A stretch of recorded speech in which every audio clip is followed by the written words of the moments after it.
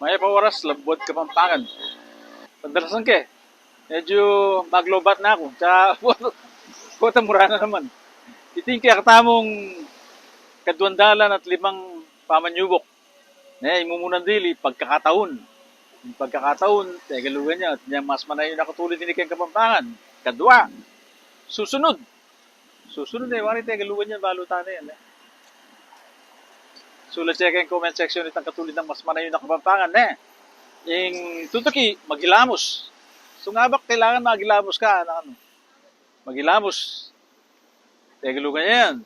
At yung mas manay yung nakatulid kayong kapampangan. Yung kapat, pigmulan.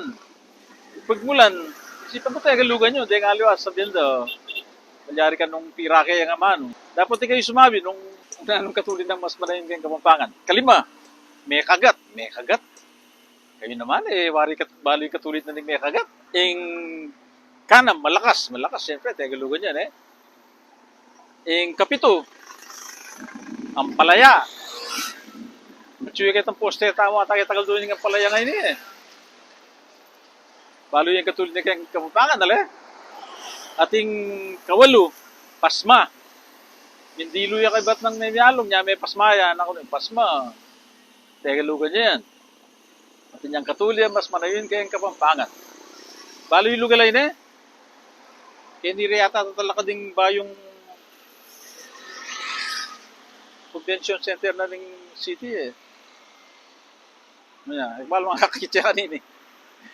Masyadong kakakitin kayong gulot ko. Sige, itanam mo. Balo yun na. Patse kapampangan tamo. May pangapampangan tamo.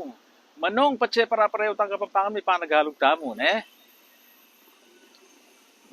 Hindi kaya katamo nga anak.